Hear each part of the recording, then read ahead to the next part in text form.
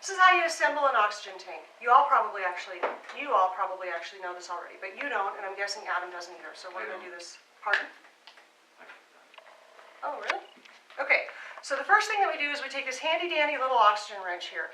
They come in all different shapes and sizes, but this one is a pretty little black one, and you can put it onto your valve either way. It can go on sideways, it can go on lengthways, and you just crack your oxygen. Okay? Why are we cracking our oxygen tank to start with? Make sure it's clear of obstructions. To make sure it's clear of obstructions, because we want to have a pretty good seal on it. Okay? So we've now cleaned out our oxygen tank. This is a regulator. This happens to be a brand new regulator. I just got it this week, which means that it's still in pretty good shape. Okay? These are for a different type of oxygen tubing than what we're going to use. So we are going to focus on this port right here. See how it's got a flange on it? That little flange plugs right into our oxygen tubing, and it keeps the oxygen tubing on. Okay? This regulator has a pressure gauge right here, and when the oxygen tank is full, the pressure gauge should read around 2,000. Okay? And it's got your flow meter right here, and your flow meter tells you how fast you're delivering oxygen out of the tank. It's got a little screw right here. This screw is what tightens it onto the bottle, and it's got these two little prongs right here, and these two little prongs tell you that, oh, this is an oxygen bottle. See, it's got two little holes right there for these two little prongs. Oh, guess what? It goes with this regulator. That's how you know that it lines up correctly. This regulator also has a seal on it. This seal is where the oxygen, this regulator is going to meet the oxygen tank, and that's where the oxygen is going to come through at. Okay? This seal is black rubber and whatever the metal is, copper maybe, or brass. Because I don't like the green ones that come with the oxygen tanks. The green ones that come with the oxygen tanks look like this. They're kind of hard plastic, and they don't seal as well.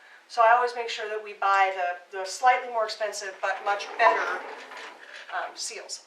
So when we're going to put our regulator onto our oxygen tank, we slide it on, and we make sure that our two little prongs there line up into our oxygen tank. Then we're going to tighten it down. We don't have to tighten it down super tight. Okay? We've got a nice seal in there. It's a good seal. It's going to work well for us. We don't have to do it super tight. So now that we have our regulator on, we're going to open the oxygen bottle and check for leaks. How do you check for leaks? Listen. Do we hear any leaks?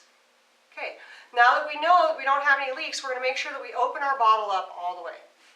Okay, so now our oxygen bottle is open all the way. You can look right here and see that we currently have right around 2,000 psi. This is a brand new oxygen bottle. There are 3 other brand new oxygen bottles in there that we just got in the school this week. Okay? So there's 2,000 psi. That's going to last you a little while. Now, if you have a tank that's at 2,000 psi and you're going to deliver oxygen, you're going to deliver it one of 3 ways. What are those ways? A nasal cannula. A nasal cannula. And what flow rate are we going to use for our nasal cannula? 2. Between 2 and 6 liters per minute. Why don't we want to go any higher than 6 liters per minute? Does it dry out their nasal cavity? Because it's going to dry out their nasal cavity. That's basically going to just be shooting into their nose. We'll get out a nasal cannula in a minute and a non-rebreather and play with them. Okay? So we're going to go between 2 and 6 liters per minute on a nasal cannula. What's the next oxygen delivery method? Non-rebreather mask. Non-rebreather mask. And what is our flow rate going to be for our non-rebreather mask? 15. A maximum of 15. So we can go as low as 10 to a maximum of 15. How do we decide if we're at an appropriate flow rate for our non-rebreather mask? If it seems like they're breathing okay. If it seems like they're breathing okay? What does our non-rebreather mask have on the bottom of it? Little balloon. It's got a little bag, right? And before we put that mask on the patient, we fill that bag up. We'll work on that here in a minute as well. When we fill that bag up and we put it on our patient, if that bag deflates when our patient inhales, we need to turn our flow rate up. That bag should not deflate. Okay? So we can go between 10 and 15 liters per minute via non-rebreather mask. What is the last way that we deliver oxygen? Bag. Yeah. Bag valve mask. Bag valve mask. And what is our flow rate for a BVM? 10 to 15. Higher than that. 15 to 20. 15 to 25. 15 to 25. Okay?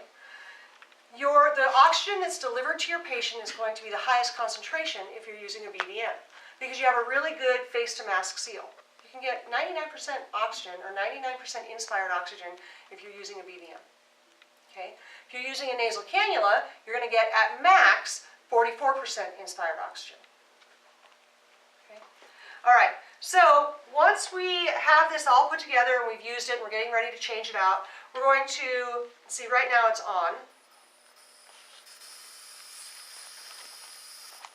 Okay, so I'm going to make sure that I turn it off, and I got to turn it all the way off. Once I turn it all the way off, I need to bleed it to remove any residual pressure, and this is going to go down. Okay, so the pounds per square inch that I can read in my regulator is going to go down.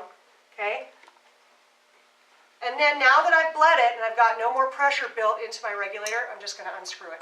And I didn't put that regulator on very tight, right? Hardly tight at all.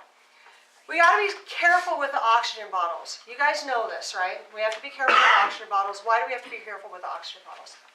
You don't want to break that end off. Yeah, what's going to happen if you break the end off? Because of projectile. They're going to be a missile, right? There's 2,000 psi inside here. If the end of it breaks off, it's going somewhere. Okay? So we don't ever leave our oxygen bottles upright and unattended. Okay? So if we have to walk away from them because we got to go get something for our patient or whatever, we need to make sure that we lay our oxygen bottles down. Okay?